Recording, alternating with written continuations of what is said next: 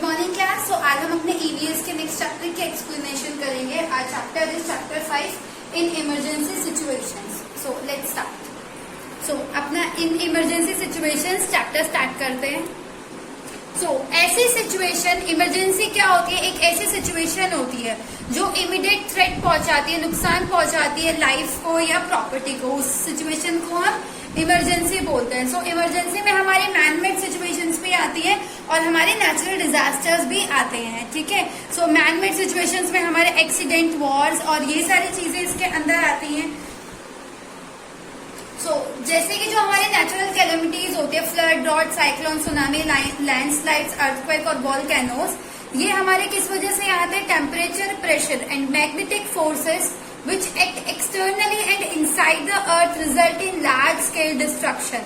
So ये वाली जो हमारी चीजें होती है, टेम्परेचर और प्रेशर जो होता है अर्थ का, ठीक है, वो इस तरीके से हमारी अर्थ को मैनिपुलेट करता है, उसको अफेक्ट करता है। तो हमारी अर्थ में कुछ चेंजेस होते हैं, तब जाके हमारी जो नेचुरल कैलेमिटीज है वो आती है। अब फ्लड, पहले हम ये देखते हैं कि फ्लड होता क्या है और ये आता कैसे है। अभी आप यहाँ पे देख रहे हैं कि बिल्कुल आपको एक शांत सिचुएशन दिखाई हुई है कि अभी यहाँ पे कुछ भी नहीं है।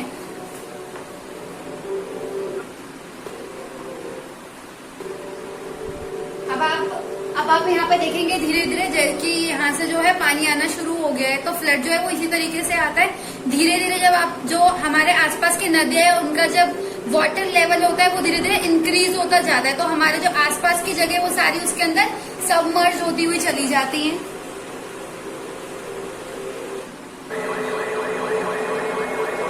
और अब यहाँ पे पानी लेवल इतना बढ़ गया है कि यहाँ पे जो सिचुएशन है, सायरन वगैरह और एम्बुलेंस वगैरह आनी स्टार्ट हो गई है इस इतने सारे पानी को देखते हुए।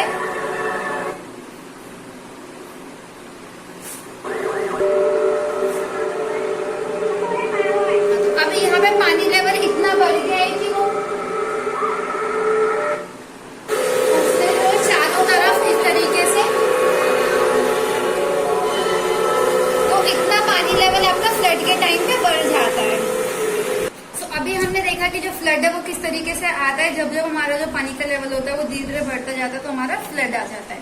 तो उसके कुछ प्रिकॉशनरी मेजर्स होते हैं जो हम फ्लड के आने से पहले देख सकते हैं। जैसे हम डैम्स बिल्ड कर सकते हैं, यहाँ पे हम लोग जो एवैक्यूएट कर सकते हैं वो वाली प्लेस जहाँ पे ज्यादा फ्लड आने की जगह होती है, अगर वहाँ पे पहले अनाउंसमेंट हो गई है कि, क्योंकि हम आप लोगों को पता है फोरकास्टिंग वगैरह से पहले ही पता चल जाता है कि कहाँ पे किस स्थिति में क्या होने वाला है, तो वहां से लोगों को खाली करवा सकते हैं। ऐसी जगहों पे जाना स्टॉप कर सकते हैं जो बहुत ज्यादा फ्रीक्वेंट, जहाँ पे फ्लड वगैरह आता है वहां पे रहना और वहां पे जाना पॉज कर सकते हैं। ऐसी नदियों में मतलब हो सकता है कि आपको कभी कहीं जाते टाइम कोई नदी क्रॉस करनी पड़े या स्ट्रीम क्रॉस करनी पड़े, अगर आपके नी लेवल से ऊपर आपको पानी नजर आ रहा है तो आपको उसको क्रॉस नहीं करना है। और जब भी जैसे फ्लड आता है तो वो हमारे आसपास के जो ब्रिजेस वगैरह होते हैं उन चीजों को वो सबमर्ज कर देता है। तो फिर ऐसे रोड्स और ऐसे ब्रिजेस पे जाना बिवेयर रहे, मतलब ना जाए, अवॉइड करें जो आपको लगता है कि नदियों के बिल्कुल बीच में से इस तरीके से निकल रहे हैं। सो अब देखते हैं अर्थक्वेक्स एंड लैंडस्लाइड्स। सो अभी आप देख रहे हैं यहाँ पे इस तरीके से हमारी बिल्डिंग्स जो है वो खड़ी हैं, और अगर जब अर्थक्वेक एकदम से आता है तो अभी यहाँ पे एक बहुत बड़ा जमीन के नीचे से उन लोगों को शेकिंग फील हुई है, तो सब लोग जो है ऐसे हिल गए हैं।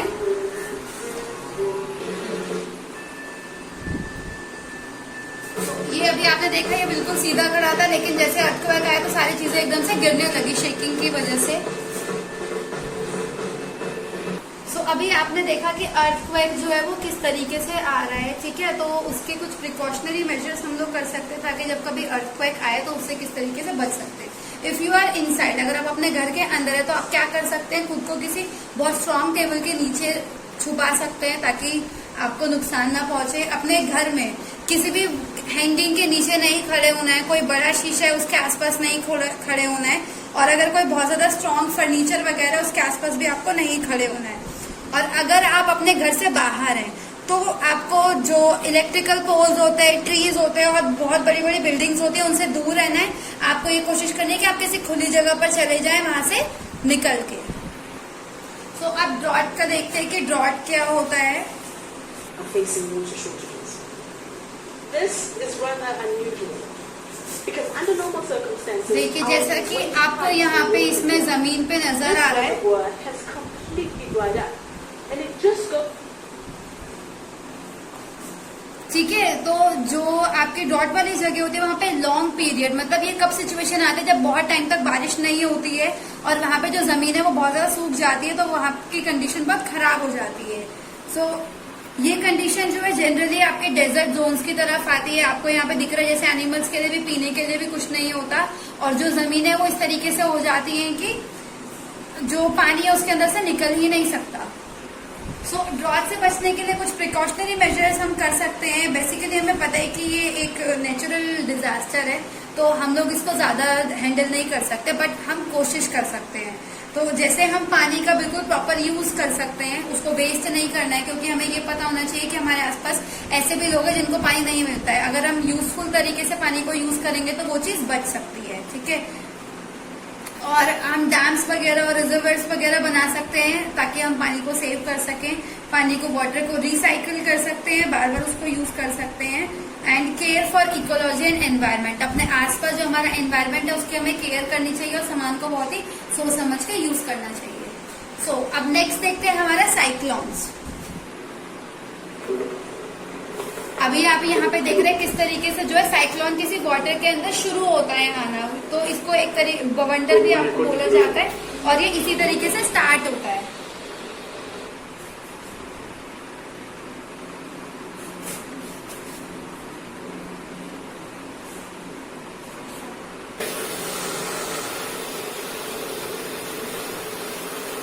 अब ये देखो इस तरीके से साइक्लोन जो है, जब बवंडर इतना बड़ा चारों तरफ बारिश भी आ जाती है और बहुत तेज पानी जो है वो एयर से अपनी तरफ चीजों को खींचने की कोशिश करता है।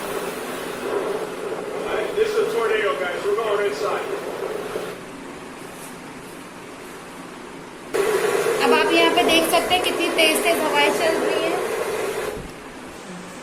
सो अभी आपने देखा जो जिस तरीके से हमने साइक्लोन देखा अपनी वीडियो के अंदर, ठीक है, तो ये अपने रास्ते में आने वाली बहुत सारी चीजों को डिस्ट्रॉय कर देता है। तो इसके बेसिकली जो हमारे प्रिकॉशनरी मेजर्स है वो हैं, सबसे पहले तो आपको हमेशा टीवी पे देखते रहना है वार्निंग्स वगैरह जब आती हैं कि कभी कि इस बारे में कोई वार्निंग तो नहीं आ रही टीवी या टेलीविजन पे।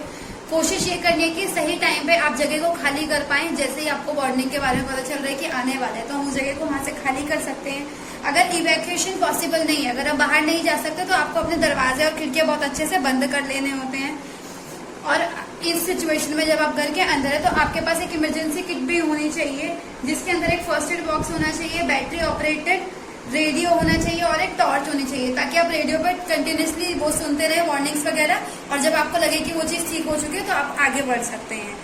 और जब साइक्लोन्स आता है तो सबसे पहले आपको अपने घर की इलेक्ट्रिसिटी जो मेन स्विच होता है उसको बंद करना होता है। और सभी जो हमारे जब सारे सिग्नल्स बिल्कुल क्लियर हो जाते हैं, ग्रीन हो जाते हैं, तभी हमें घर से बाहर निकलना चाहिए। सो अब सुनामी के बारे में देखते हैं।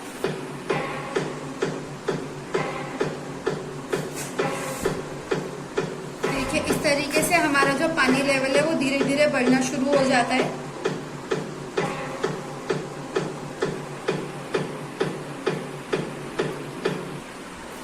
अब आप ये देखो, जैसे हम लोगों ने सुनामी में देखा, तो सुनामी एक जापानीज वर्ड होता है। सुनामी में जो जापानीज का मीनिंग होता है हार्बर वेव्स, ठीक है।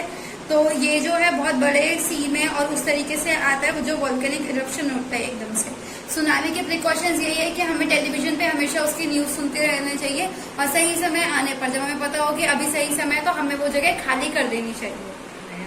सो नेक्स्ट हम करते हैं वॉल्केनोस। तो वॉल्केनोस क्या होते हैं और कैसे आते हैं देखते हैं। तो ये वॉल्केनिक इरप्शन हमें दिखाया है किस तरीके से वॉल्केनो के अंदर से जो है वो मॉल्टन लावा निकल रहा है।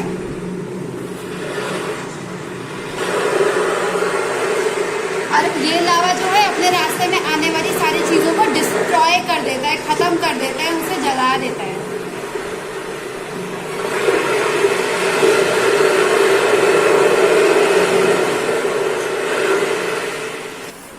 अभी हमने देखा वॉल्केनिक इरप्शन क्या होता है, जो हमारी अर्थ क्रस्ट के अंदर से मॉल्टन लावा निकल के बाहर आता है। वो बहुत ज्यादा गर्म होता है, जैसा कि आपको वीडियो में भी दिख रहा था, और अपने आसपास में आने वाली सभी चीजों को वो जला के खत्म कर देता है। तो उससे बचने के लिए उसके प्रिकॉशनरी मेजर्स क्या हो सकते हैं, हमें हमेशा मास्क, फिल्टर मास्क और गॉगल्स पहन के रखना है, वो हमारी आंखों को और हमारे जो है शरीर के अंदर न जा पाए। हमारे पास हमेशा एक कैन खाने का, जो हमारे ये कैन वाले फूड होते हैं, बॉटल्ड वाटर का स्टॉक होना चाहिए। जो हमारे इलेक्ट्रिकल अप्लायंसेस होते हैं उन्हें हमें कवर कर देना चाहिए उस टाइम पे, और अपने घर के दरवाजे और खिड़कियां अच्छे से बंद करके रखने चाहिए ताकि कोई हार्मफुल इफेक्ट ना हो पाए। सो अब हमारे कॉन्सिक्वेंसेस क्या होते हैं किसी भी नेचुरल कैलेमिटीज के।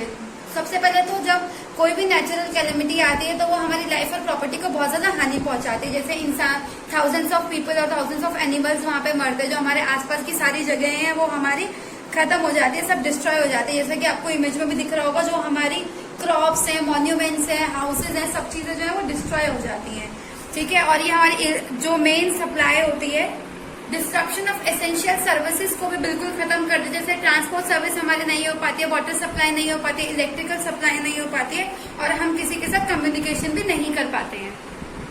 इसके आने के बाद एपिडेमिक्स डिसीजेज हो जाती है कभी कभी, जैसे प्लेग, मलेरिया, कॉलेरा, क्योंकि इतना उसमें जो पानी आता है जरूरी नहीं है कि वो आपका साफ आ रहा है, तो बहुत सारी डिसीजेज भी फैल जाती है। सो अब हम देखते हैं रोल ऑफ पीपल और ऑर्गेनाइजेशंस क्या होता है जब हमारी ऐसी कैलेमिटीज आती है या फिर किसी भी तरीके की प्रॉब्लम होती है, तो हम उससे किस तरीके से निपटते हैं। सबसे पहले role of people, do not panic.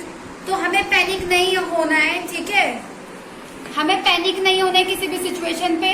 Valuable information हमें हमेशा पहुंचानी है, जो बहुत जरूरी चीजें हो सकती है। हमेशा न्यूज पे वार्निंग्स और सेफ्टी मेजर्स के बारे में सुनते रहना है। कोई भी विक्टिम, और अगर वहां पे हमें लग रहा है सिचुएशन में कोई फंस गया है तो हमें उसकी हेल्प करनी है, और डिग्रेडेशन ऑफ एनवायरनमेंट को स्टॉप करना है। सो जब ऐसी सिचुएशन आ जाती है तो क्या होता है, कुछ ऑर्गेनाइजेशंस होते हैं जो हमारी हेल्प करते हैं। जैसे कुछ नेशनल ऑर्गेनाइजेशंस होती हैं, कुछ इंटरनेशनल होती है, कुछ एनजीओज होते हैं, कुछ हमारी गवर्नमेंटल ऑर्गेनाइजेशंस होती हैं। सबके अपने अपने रोल है, सब अपना अपना रोल करते हैं। तो अभी हम कुछ एनजीओज के बारे में देखते हैं। सो ये हमारी कुछ ऑर्गेनाइजेशन है। जैसे सबसे पहले हमारी ऑर्गेनाइजेशन है यूनिसेफ ऑर्गेनाइजेशन।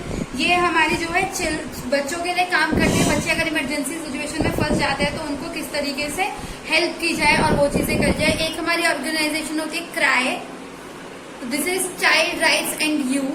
एक हमारी ऑर्गेनाइजेशन होती है VIDE, volunteers for India and development. सो ये वाली हमारी वाइड वाली है, volunteers for India development and empowerment. WHO, world health organisation, Oxfam, United Nation disaster management team, ये सारी ऑर्गेनाइजेशंस अपने अपने तरीके से अपना रोल प्ले करती हैं। सो ये इंस्टीट्यूट कैसे हेल्प करते हैं, जैसे कभी कहीं पे अगर डिजास्टर आ जाती है तो ये लोग क्या करते हैं, जो आर्मी वाले होते हैं, ये एरोप्लेन से हमें फूड सर्विस उन्हें पहुंचाते हैं, ठीक है। कोई अफेक्टेड पीपल होते हैं उनके बहुत जल्दी हेल्प करते हैं, लोगों से मनी कलेक्ट करते हैं, वो मनी वहां तक पहुंचाते हैं। और जो मीडिया वाले होते हैं वो ये भी हेल्प करते हैं कि लोगों को ये पता चले कि सच में वहां पे कोई डिजास्टर आई है और लोगों को जरूरत है। So now man made emergencies कौन कौन सी, एक्सीडेंट्स, वॉर्स एंड टेररिज्म। सबसे पहले एक्सीडेंट्स, आपको पता है जब भी हम कभी भी रूल ब्रेक करते हैं, कोई भी रूल ब्रेक करते हैं तो सबसे पहले एक्सीडेंट होता है। तो यहाँ पे कोई हमारे रोड्स पे एक्सीडेंट होते हैं, जैसे हमारा कोलिजन ऑफ ट्रेन हो सकता है, दो ट्रेन आपस में जो है टकरा गई हैं तो फिर वहां पे एक एक्सीडेंट हो जाता है। एरोप्लेन क्रैशेज होते हैं, फायर जो है हमारी घरों में आग लग जाती है, मशीन्स खराब होने की वजह से भी बहुत सारी कंपनीज में प्रॉब्लम हो जाती है, जिससे हमारी ये एक्सीडेंट वाली सिचुएशन जनरेट होती है। ना वॉर्स आपको पता है जब कभी भी अगर जो इंटरनल वॉर्स हो जाती है किसी भी कंट्री के अंदर, तो वो लार्ज स्केल पे डिस्ट्रक्शन होता है, मतलब लाइफ और प्रॉपर्टी, जो प्रॉपर्टी है वो खत्म होती है, हमारी लोग खत्म होते हैं, और इसकी जो वॉर की वजह से बहुत ज्यादा प्रॉब्लम क्रिएट होती है। नाउ टेररिज्म, तो टेररिज्म वाली आपको पता है जो टेररिज्म होता है वो एक बहुत वायलेंट एक्ट है, ठीक है, जिसमें जो है मेन सिविलियंस जो होते हैं, जो जनरल पब्लिक होती है उसको मेन सिविलियंस को टारगेट किया जाता है। ये किस वजह से होता है टेररिज्म वाले, किसी भी पॉलिटिकल इशू की वजह से हो सकता है, रिलीजन इशू की वजह से हो सकता है, या फिर सोशल इकोनॉमिक इश्यूज की वजह से हो सकते हैं। So safety measures to prevent man made emergencies. Man made emergency से बचने के लिए हम क्या क्या चीजें कर सकते हैं। सबसे पहले हमें ये इस बारे में सोचना चाहिए कि सबको शांति से रहना चाहिए, ठीक है, live in peace and harmony, peace and harmony. और हमारे जो रूल्स हमें बनाए गए हैं, क्योंकि हमारी सेफ्टी मैटर करती है, तो जो रूल्स बनाए गए हैं उन रूल्स को अच्छे से फॉलो करना चाहिए। आपको बस या ट्रेन में कोई भी ऐसा मटेरियल दिखता है जो आपके यूज का नहीं है और आपका नहीं है, तो आपको उसको टच नहीं करना है। वो आपका वो कोई भी एक्सप्लोसिव डिवाइस हो सकता है, बॉम्ब वगैरह हो सकता है। आप जब कभी रोड पे जा रहे हो या कहीं पे जा रहे हो, तो आपका जो ड्राइवर होना चाहिए वो वेल ट्रेन्ड होना चाहिए, क्योंकि हो सकता है कि आप कभी ऐसी प्रॉब्लम में फंस जाओ तो वो आपको वहां से निकालने में हेल्प कर पाए। और हमेशा जो है स्कूल्स में, हाउसेज में, ऑफिसेज में जो आपकी मैनेजमेंट ये ड्रिल होती है, डिजास्टर मैनेजमेंट ड्रिल्स, ये बार बार होती रहनी चाहिए प्रैक्टिस के लिए, ताकि हमारे भी दिमाग में चीजें फिक्स होती चली जाए। Now first aid and its importance. अब फर्स्ट एड क्या होता है? फर्स्ट एड वो ट्रीटमेंट होती है, the immediate treatment given to patients before the doctor arrives in times of emergency such as disaster and accidents is called first aid. तो ऐसी situation में जब आपके पास डॉक्टर थोड़ा लेट आ सकता है, तो आप उस सिचुएशन में किसी भी पेशेंट को फर्स्ट एड दे सकते हो, जिससे उसकी जान बहुत बच भी सकती है। और फर्स्ट एड जो है वो बहुत ज्यादा हेल्पफुल होता है। इन केस ऑफ नोज ब्लीड, अगर किसी की नोज ब्लीडिंग कर रही है तो हमें क्या करना चाहिए? उसकी नोज पे सबसे पहले आइस पैक लगाना चाहिए, और उसको इस कंडीशन में, जिस तरीके से इस पिक्चर में आपको नजर आ रहा है, ऐसे उसको खड़े करना है, ऐसे नहीं करना है, ठीक है? ये वाला पोस्चर होता है जो हमें यूज करना चाहिए नोज ब्लीडिंग के टाइम पे। इन केस ऑफ स्प्रेन, अगर आपके पाँव में जो है स्प्रेन की प्रॉब्लम आ गई है एकदम से, तो आप क्या कर सकते हैं? जो जिस हिस्से में आपको दर्द है वहां पे हम लोग बर्फ से जो है वहां पे सिकाई करेंगे, और अपना जो है क्रीप बैंडेज उसके ऊपर लगाएंगे, सूती कपड़ा, ताकि जो है उसको थोड़ा सपोर्ट मिले, और इस तरीके से हम उसको लेटा सकते हैं ताकि उसको ज्यादा प्रॉब्लम ना हो। इन केस ऑफ बर्न, अगर कहीं पे जल जाता है तो सबसे पहले उसके ऊपर ठंडा पानी डालना चाहिए, उसके बाद आप उसके ऊपर एंटीसेप्टिक क्रीम लगा सकते हो, और ऑब्वियसली बाद में हमें उसे डॉक्टर के पास जरूर लेके जाना है, लेकिन ये हमें पहले करना जरूरी है ताकि प्रॉब्लम ज्यादा बढ़े ना।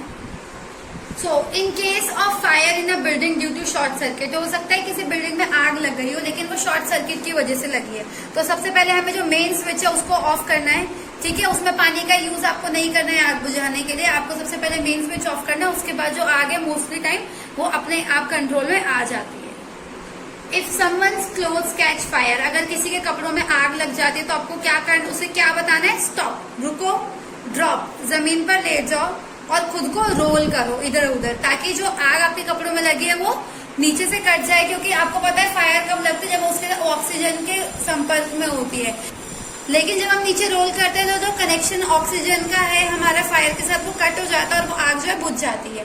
ऐसा करने के बाद आप एक ब्लैंकेट भी खुद के ऊपर ढक सकते हो, ताकि ज्यादा आपको दोबारा से आग ना पकड़ पाए। So we should never panic in case of any emergency, try to be calm and help other people. हमें पता है अभी हमने इतनी सारी इमरजेंसी सिचुएशंस देखी है, तो हमें उन सिचुएशन में काम रहना है, ठीक है? कोशिश करनी है कि हम दूसरे इंसान की हेल्प कैसे कर सकते हैं। सो अभी हमने इस चैप्टर में इतनी सारी चीजें पढ़ी है ना, हमने ये जाना इमरजेंसी क्या होती है सबसे पहले, उसके बाद हमने नेचुरल डिजास्टर्स के बारे में पढ़ा, उनके प्रिकॉशनरी मेजर्स हम क्या क्या कर सकते हैं, रोल ऑफ ऑर्गेनाइजेशन क्या होता है अलग अलग ऑर्गेनाइजेशन का, उसके अंदर रोल ऑफ पीपल क्या होता है, फिर